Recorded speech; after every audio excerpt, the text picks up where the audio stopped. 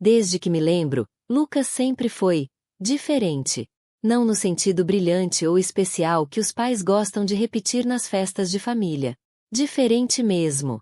Frio. Reservado. Intocável. Eu era criança que corria atrás dele, que queria brincar, ouvir histórias, dividir segredos. Ele era o menino calado, que trancava a porta do quarto e não respondia quando eu batia. Se às vezes me olhava, era como se eu fosse um objeto estranho, um ruído no fundo da casa. Eu tentava entender. Perguntava à mamãe por que ele não falava comigo. Ela sorria com paciência cansada e dizia: "O Lucas é assim mesmo, filha. Fechado.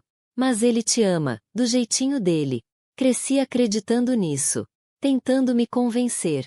Me contentava em vê-lo de longe, observando como ele falava com os adultos, como se esforçava para parecer normal. Na escola, ele não tinha muitos amigos. Os professores diziam que era inteligente, mas distraído, ausente. Comigo, o tempo só aprofundou a distância. Na adolescência, já era mais fácil aceitar. Éramos dois estranhos vivendo sob o mesmo teto.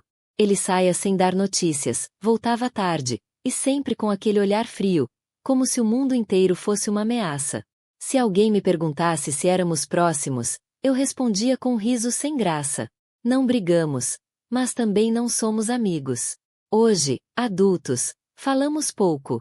Reuniões de família são silenciosas entre nós. Eu cumprimento, ele responde com um aceno quase invisível. Ele mora perto, mas parece viver em outro planeta. E, mesmo assim, algo em mim sempre ficou inquieto. Como se houvesse uma verdade escondida, bem ali, atrás daquele olhar sem alma. Teve uma vez, quando eu tinha uns 9 anos, que peguei ele me encarando da porta do meu quarto. Eu estava desenhando, sozinha. Senti um calafrio e, quando levantei os olhos, ele já tinha ido embora.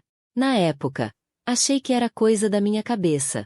Agora, adulta, me pego revivendo aquele momento com outros olhos. E aquele calafrio voltou. Às vezes, o corpo entende antes da mente. Às vezes, o medo se esconde por anos até encontrar palavras. E eu começo a perceber, talvez Lucas nunca tenha sido apenas fechado. Talvez ele sempre tenha sido perigoso.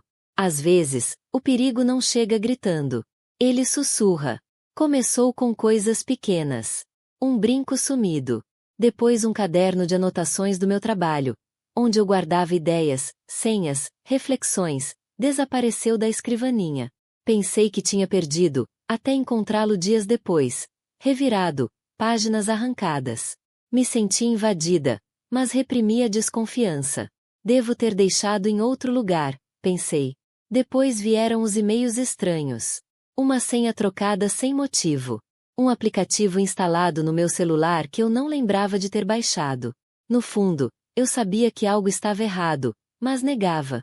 É difícil aceitar que o perigo pode vir de dentro da própria casa. Ou pior, de dentro da própria família. E então Lucas começou a aparecer. Sem avisar. Na porta do meu prédio, com um sorriso sem graça e desculpas vagas. Estava passando por aqui. Quis te ver. Ele nunca quis me ver antes. Nunca apareceu nem no meu aniversário.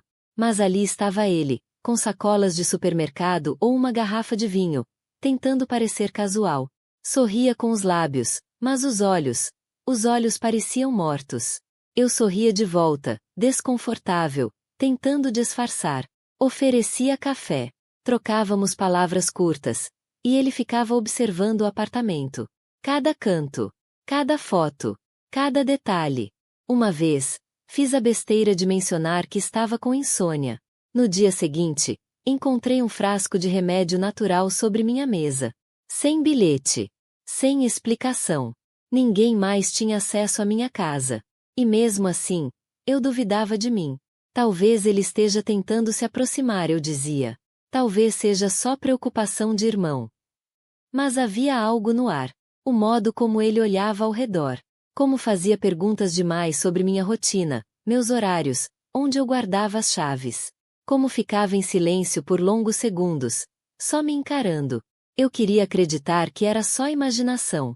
Queria continuar sendo a irmã que tentava encontrar o bem nele. Mas os sinais estavam ali. No frio que eu sentia quando ele chegava. No instinto que gritava quando ele sorria. E agora, olhando para trás, vejo que minha maior falha foi essa. Ter ignorado meu próprio medo. Porque às vezes, a pior ameaça não vem de um estranho. Vem de quem sabe exatamente onde você mora. E como você pensa. Naquele dia, eu estava sozinha na casa da minha mãe. Ela dormia no quarto, cansada dos remédios. O silêncio era profundo, tão denso que eu ouvia o tic-tac do relógio da cozinha, e o barulho do meu próprio coração. Eu não planejava entrar no quarto do Lucas. Mas alguma coisa me guiou até lá. Fazia anos que ele havia se mudado, mas o quarto parecia ainda dele. A cama sem colcha, as paredes com marcas de posteres arrancados, a prateleira com livros antigos, arrumados demais. Tudo tinha uma frieza estranha, como se ele nunca tivesse vivido ali de verdade. Abri a porta do armário. Nada demais. Algumas roupas velhas, uma caixa de sapatos com cartas da escola, papéis amarelados. Mas foi na gaveta da escrivaninha que algo me chamou a atenção. A tranca estava quebrada, mas mal dava para perceber. Puxei com cuidado. Lá dentro, havia um caderno preto, com capa grossa, gasta nas bordas. Sem nome. Sem título. Apenas um pequeno símbolo desenhado à caneta no canto inferior. Um olho. Meus dedos hesitaram. Meu instinto gritava para não abrir. Mas algo mais forte, talvez o medo disfarçado de coragem, me empurrou. As primeiras páginas pareciam normais. Rabiscos, desenhos aleatórios. Mas logo os traços começaram a mudar. Figuras humanas. Todas femininas. Todas parecidas comigo. Em algumas, a figura estava presa. Em outras, caída. Uma, em especial, me gelou. Eu, desenhada deitada, com um corte no pescoço. E ele em pé ao lado, com um olhar frio. O detalhe era assustador. O anel que eu usava na época estava no desenho. Comecei a tremer. As páginas seguintes eram ainda piores. Listas. Datas. Horários. Segunda, 7h10. Sai de casa com mochila azul. Quarta, 22h. Dorme com luz apagada, janela aberta. Última senha. Aniversário da mãe mais nome do gato. Era minha vida. Minha rotina. Minhas senhas. Meus hábitos. Tudo anotado com uma obsessão quase clínica. Fechei o caderno com força. As mãos suando. Senti náusea. Me levantei rápido, olhei em volta, como se ele pudesse estar ali, vendo tudo. Mas a casa estava vazia. Pelo menos, era o que parecia. Sentei na cama e chorei. Pela primeira vez, senti medo verdadeiro. Não aquele medo vago que paira no ar, mas o medo que paralisa, que avisa, você está sendo caçada. Eu sempre soube que havia algo errado com Lucas. Mas naquele momento, entendi, não era só frieza. Era algo mais sombrio. Obscuro. Doentio. E eu precisava descobrir até onde ele era capaz de ir, antes que fosse tarde demais. Acordei no meio da noite com um barulho seco vindo da sala. Meu corpo congelou. Meu primeiro pensamento foi: deve ter sido o vento. Mas o segundo foi bem mais realista. Eu não deixei nenhuma janela aberta. Fiquei imóvel na cama, ouvindo passos leves, calculados, como se a pessoa estivesse tentando não acordar ninguém. Meu coração disparou. Peguei o celular com mãos trêmulas e disquei o 190 sem pensar duas vezes. Falei baixo, quase sussurrando, dizendo que achava que havia alguém dentro da minha casa. A atendente me orientou a me trancar no quarto até a viatura chegar. Tranquei a porta, apaguei a luz, e sentei no chão encostada na parede, com o celular nas mãos. O silêncio só era quebrado pelos passos suaves, cada vez mais perto do meu quarto. E então, pararam. Não sei quanto tempo passou. Talvez 5 minutos. Talvez 50. O som da campainha me fez pular. Era a polícia. Quando saí do quarto, a casa parecia normal. Nenhuma porta arrombada, nenhuma janela quebrada. Mas a porta dos fundos estava encostada.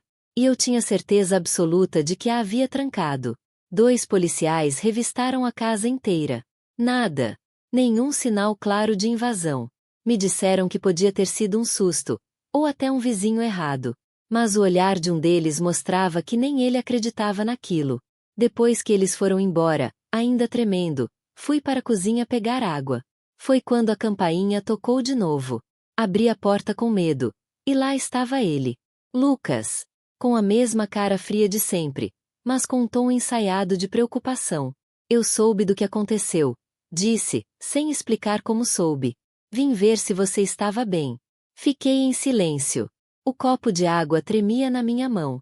Quem te contou? Perguntei. Ele desviou o olhar, como se tivesse se arrependido da própria frase.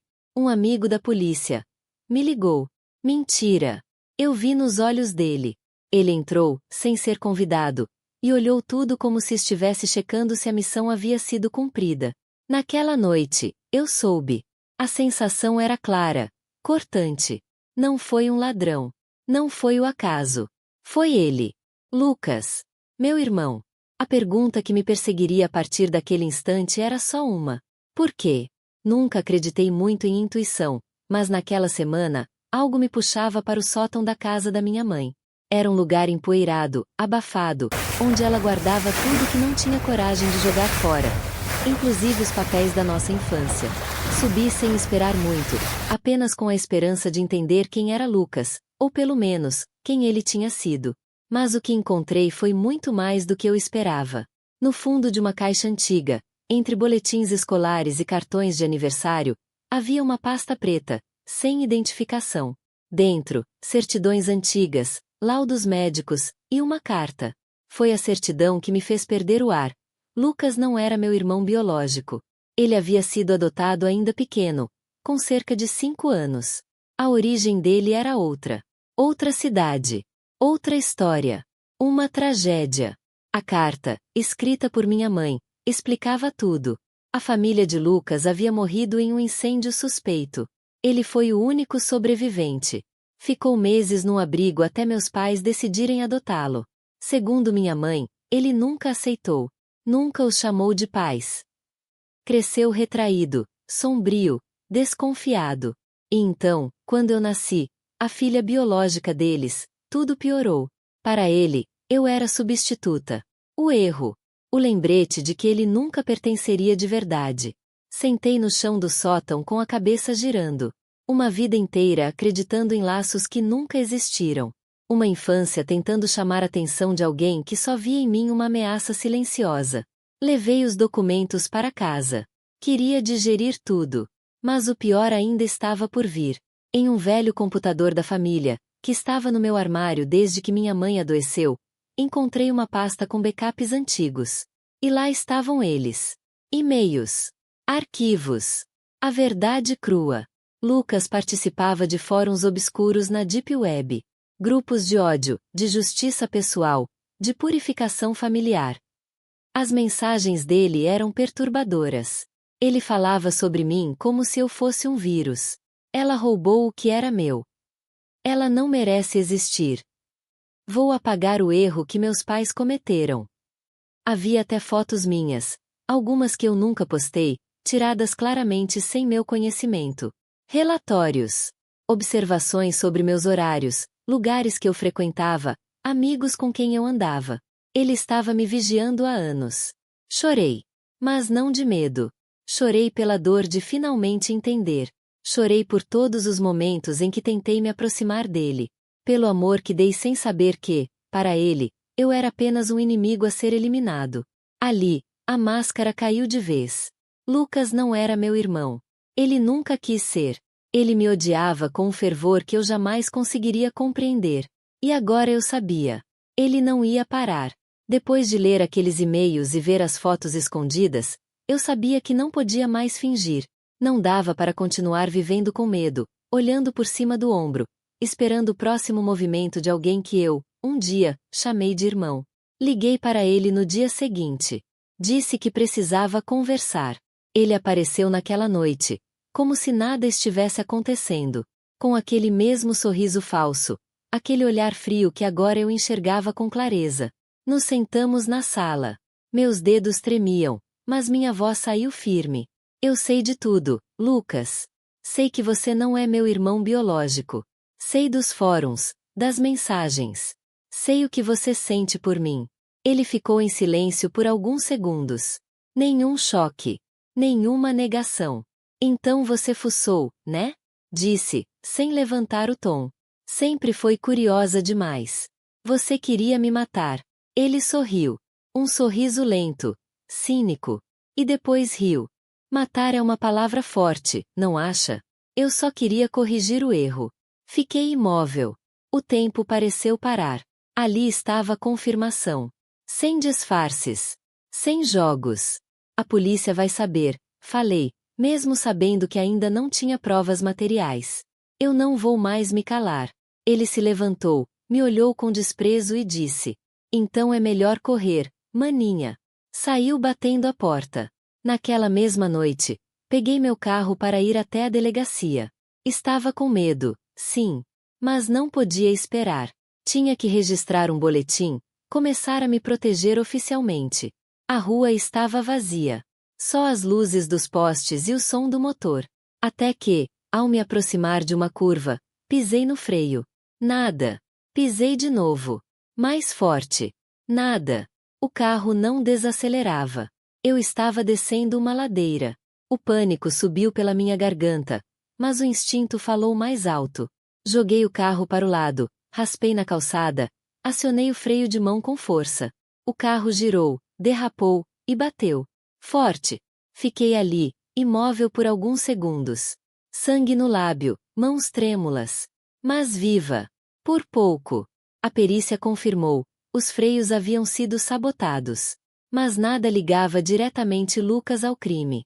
Nenhuma digital, nenhuma câmera, nenhuma testemunha. A polícia anotou tudo, mas não podia prender sem provas. Para todos os efeitos, era só mais um acidente. Mas eu sabia. Era ele.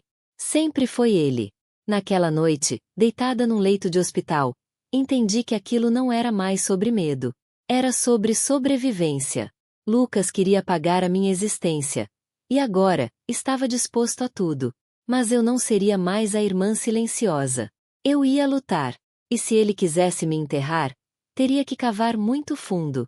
Porque agora, eu estava acordada. Depois do atentado, eu podia ter fugido. Podia ter sumido, mudado de cidade, recomeçado em silêncio. Mas não. Eu decidi ficar. E fazer o que ele menos esperava. Decidi me transformar. A polícia dizia que não havia provas suficientes. E eu entendi. Se quisesse justiça, eu mesma teria que construí-la. Mas não com gritos ou vingança impulsiva. Dessa vez, seria com inteligência. A primeira regra: fingir que não sabia de nada. Dias depois da batida, saí do hospital e mandei uma mensagem para ele. Oi, estou melhor. Desculpa por ter surtado aquele dia. Acho que me precipitei. Ele caiu. Apareceu no dia seguinte com flores e aquele olhar vazio de sempre. Eu sorri. Falsa. Mas ele acreditou. Comecei o jogo ali. Instalei câmeras escondidas em casa. Gravadores ativados por voz nos cômodos principais. Coloquei um app no celular que gravava todas as ligações automaticamente. Comecei a provocá-lo, aos poucos, com perguntas disfarçadas. Você acredita em justiça? Já pensou em como seria apagar alguém? As respostas dele nunca vinham diretas. Mas as entrelinhas eram densas. E eu guardava tudo. Enquanto isso, busquei ajuda. Contei tudo a Clara, uma amiga advogada criminalista. Ela ficou horrorizada, mas aceitou me ajudar. Juntas, elaboramos um dossiê. Prints, áudios, cópias dos e-mails obscuros que ele trocava, rastros digitais, padrões de comportamento. Também conversei com o tenente Rafael, um antigo amigo da família, hoje policial. Ele me orientou legalmente e sugeriu o caminho certo. Nada fora da lei, tudo documentado, passo a passo. O ponto final veio numa gravação. Lucas, talvez por arrogância, falou demais. Bebemos vinho uma noite. E ele se soltou.